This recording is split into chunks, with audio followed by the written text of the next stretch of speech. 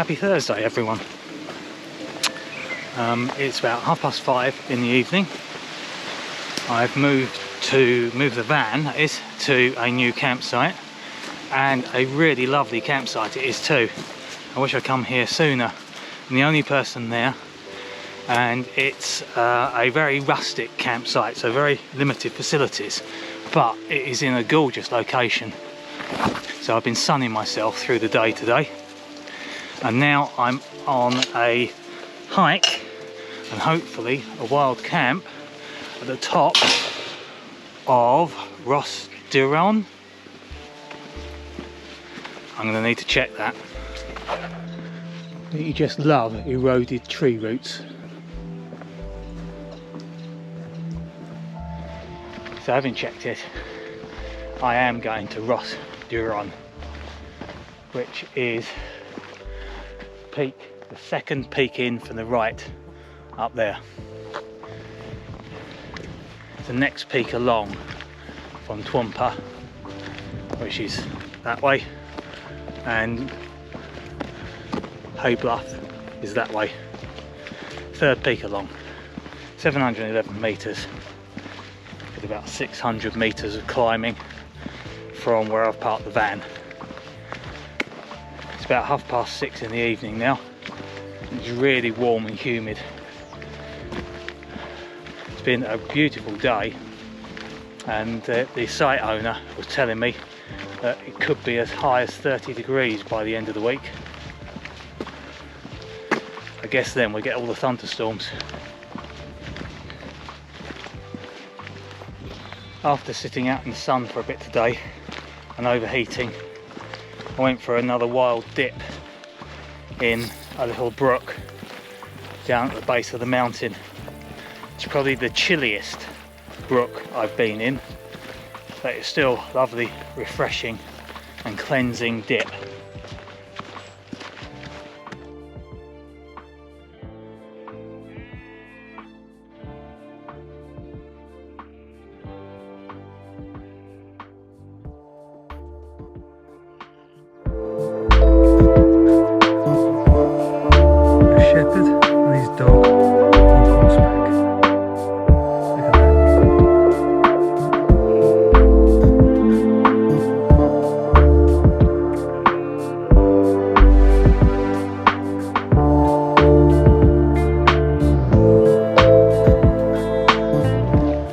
That was a hard old slog up there. Still really humid conditions. It's making me sweat buckets. But at least up on the tops here, there's a bit of a breeze to cool things down a bit. Also got phone reception now, and checked the forecast. It's very similar to what it was before at the summit, but the wind will be picking up quite a bit overnight to about 30 miles an hour. And I intentionally left the Scarps cross poles behind with a view to using the hiking poles to strengthen the tarp, but then I forgot to bring the walking poles. I left them in the wardrobe. Oh dear. Then again, I know the Scarp one can handle the wind so long as I can. Got about half a mile to go now. Most of the climbing's done, just the last little bit up to the summit. And I have to say, I haven't seen anybody at all on this walk apart from the shepherd on his horse in the distance. Loads of sheep, horses, crows, skylarks, chiffchaffs, all sorts of birds and animals, but no other solitary human being. Really quite pleasant. Sometimes your life can become very comfortable, and sometimes it's changed through no direct influence of yourself. And I think to save you becoming too comfortable in what your life is, doing something like this, putting yourself mildly outside your comfort zone and coming and doing something which is not run-of-the-mill can be very therapeutic and can help to prepare you for the other things that change in your life and help you to accept them. So climb a mountain, camp out in a storm, go wild swimming, swim with dolphins, but just do something which breaks the monotony, something slightly out of the ordinary, and something that can excite you and get your juices flowing a little bit. And do it regularly, and those endorphin rushes that you get seem to become permanent. And here's the trig point at Rhos Dirion without its cap. Got Penny Fan over there in the dim distance.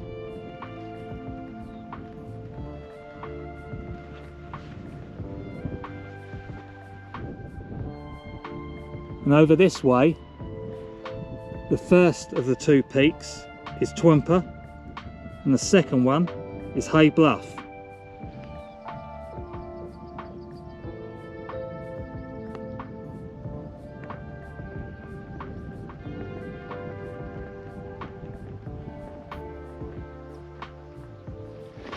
It's pretty exposed up by the trig point, so I'm looking for a more sheltered spot.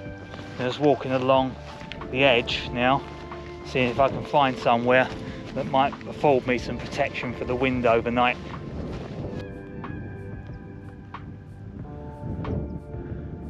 So there's the Scarp one, battened down for a windy night. End on into the prevailing wind. At the end, with the prevailing wind, I've double pegged. And on the other side here, and although I forgot the crossover poles, I've got my bungee cord on there, which is holding the crossover pole clips. That means they're not going to flap in the wind. And I did bring my supplemental guys, so I've put 2 guys down supporting the arch pole. So on top of a normal Scarp pitch, double pegs, tied up the clips, and side guys on the arch pole. Tried to get the pitch as taut as I can. As you can see, it is relatively taut, so hopefully when the wind does pick up, it's not going to become too much of a problem for me.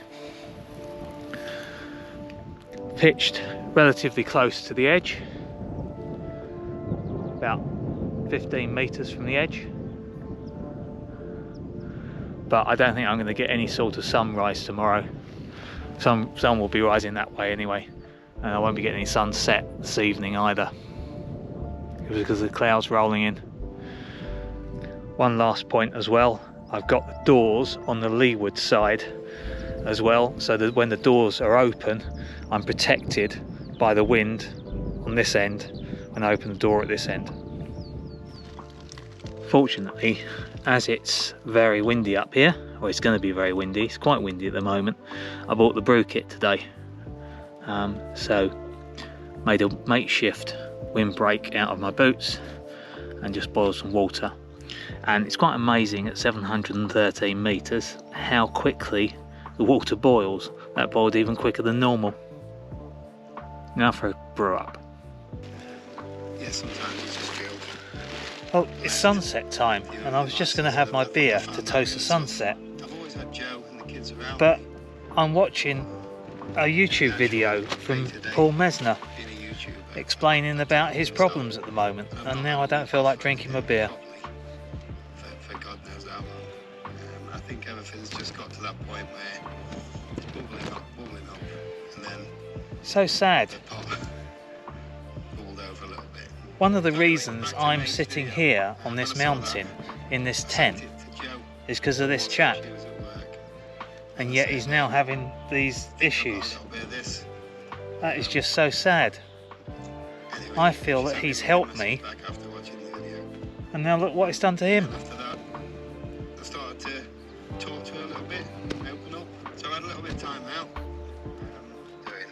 I need to stop worrying about all the things that I can't control. And just work on things that I can do to make things better. Stop drinking beer. That's a big one, isn't it? Don't stop drinking beer. beer. For a week, just over a week. I don't know why I scrapped those other videos. This is by far the hardest video I've had to make. So I don't know what's happening next. Joe's looking after me.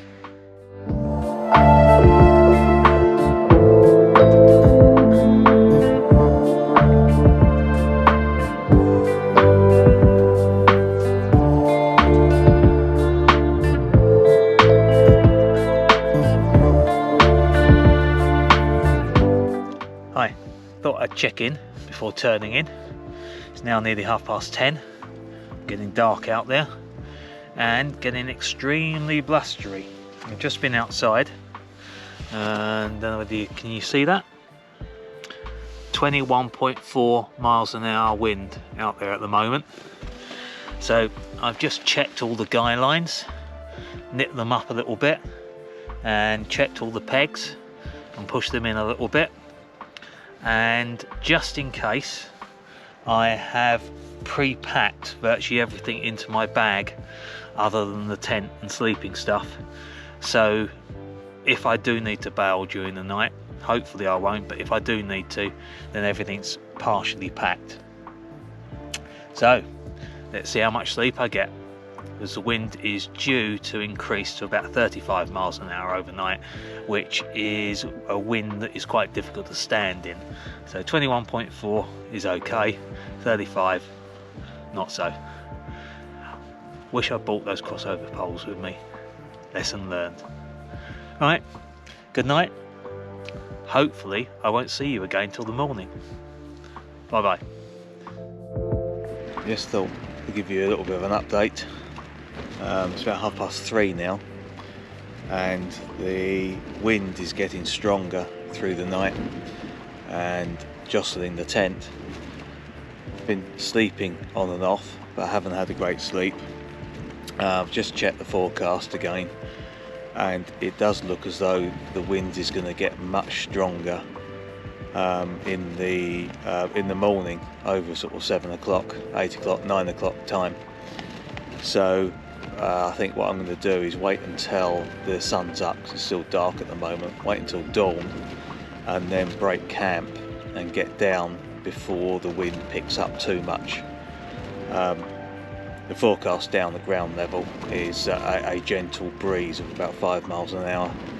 Up here it's forecast to pick up between 20 miles an hour up to 35 miles an hour by about 10 o'clock in the morning. So yeah, that's my plan. See you in a bit. Okay, another update. It's about 4:20 now.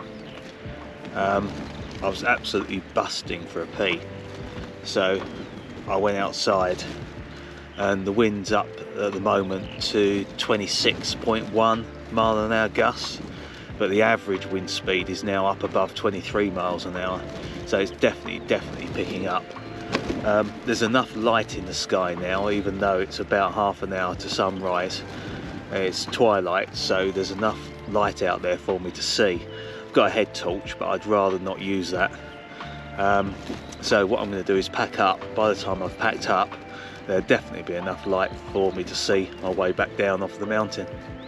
So I'm going to pack up and head off.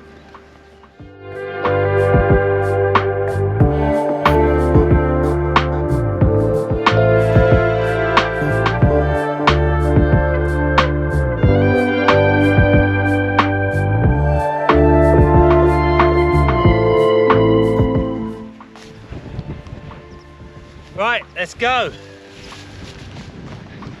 Okay, morning properly now. Just come down off of the top to a mildly more settled, sheltered area, which is a lot less windy. The sun should be up now, but there's a cloud bank on the horizon, so can't see too much. One positive thing with this wind is the tent was completely dry last night. with all the wind whistling through there was no condensation whatsoever on it. So look for the small positives. And also, as I was saying when I was walking up there yesterday, I'm not sure it came across quite right, that things in life do happen to you, and if you detune yourself, make yourself used to those sort of odd things happening to you, then it makes it far less stressful. And I think last night was a case in point. Through actually putting yourself into situations where you have to think for yourself, that you don't just rely on somebody else all the time, means that when you get in a situation like last night, when it was getting quite windy, not worryingly so, but definitely getting windy, that there's only me that's going to decide what to do, and there's only me that's going to get me out of it. And I think practicing that is a great life skill, and something that more people should do and not get comfortable in their existence. Most of the descent done, and I'm just walking into the sunshine. So I have seen a dawn. It's probably half an hour after the actual dawn. I'm now coming to the end of my 12th wild camp and my first pucker mountain pitch at more than 2,000 feet.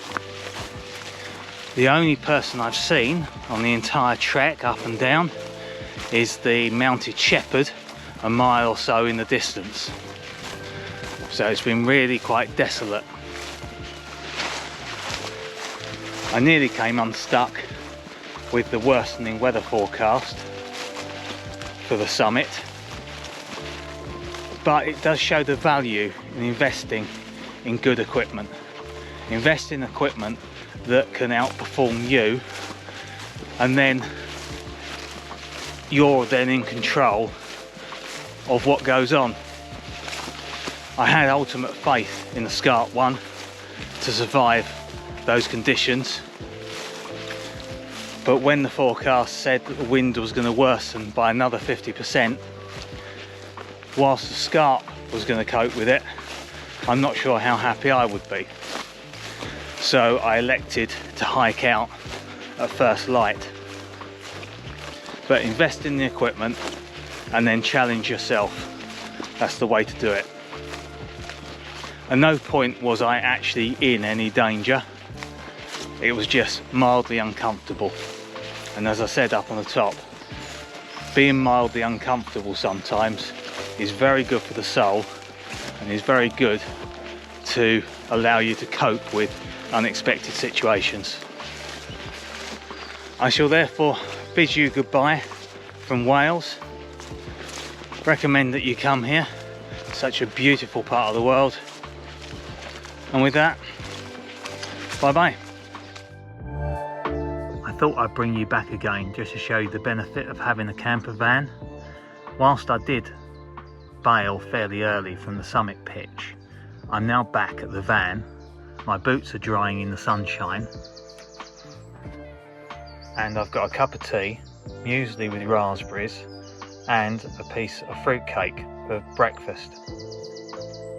Oh, and I have bathed in the local brook to get rid of all the grime. So yeah, happy days. This really is bye now. Bye bye.